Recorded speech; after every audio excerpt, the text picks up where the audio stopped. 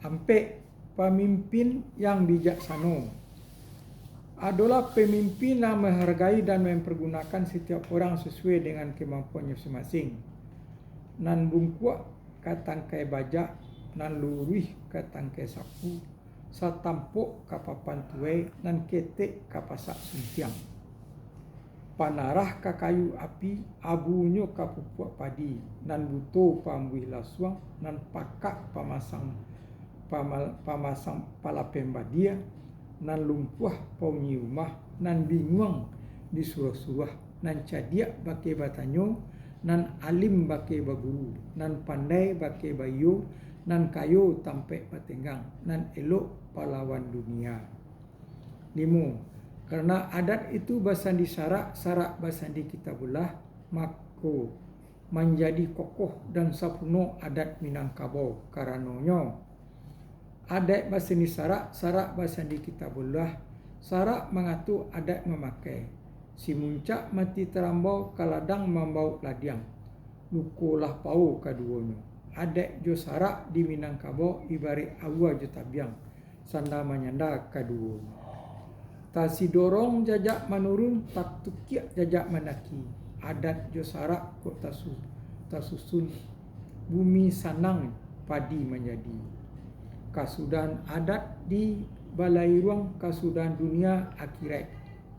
Limbago jalan batampuah, itu karajo minyak mama. Sarugo di iman taguah, narako dilaku awak. Pariangan menjadi tampuak tangkai, pagariang pusik tanah data. Tiga lalua orang mengatakan adek jo sarak kok bacarai, tampe bagantuang nan lah sakah, tampe bapijak nan lah taban. 6. Adat Minangkabau menjunjung tinggi kemanusiaan adil dan beradab. Karena bahasa adat di Minangkabau bahasamu artinya bersamaan, artinya dengan adat dalam bahasa Arab. Budi yang baik, motor penggerak rasa kemanusiaan yang adil dan beradab. Nan mulia tapati janji, nan tinggi nanyakkan budi. Nak aluih baso jobasi, nan taguah pam dikunci. Nan luruih rantangkan tali, nan elok lapangkan hati. Kataki samo kabuki samo mandaki, kalurah samo menurun. Tatumpi samo makan tanah, tatilantang samo minum embun. Tarapuang samo anyi, tarandam samo basah. Nan barek samo dipikuan, nan dingan samo dijinjang. Rusuh samo dipijak, dipujuk, anyi samo dipintih. Tarapuang samo dikai, tabanam samo disalami. Nan elok paimbawan, nan buruak bahambawan.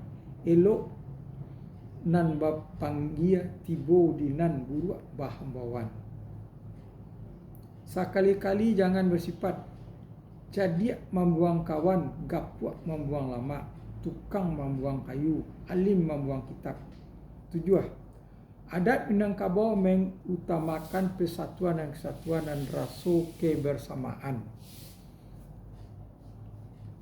Raso ayah ka matang, raso minyak ka kuali.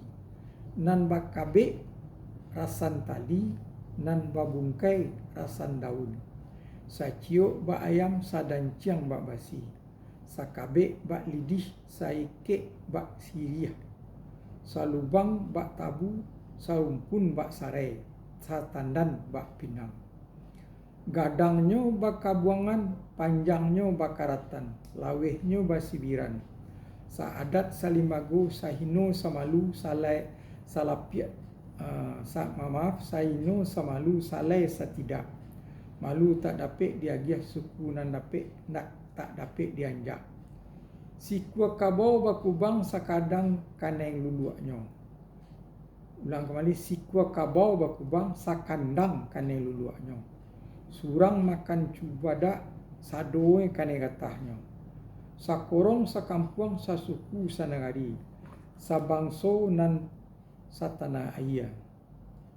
Barang pusako dilipek, barang samun samo dihadoi.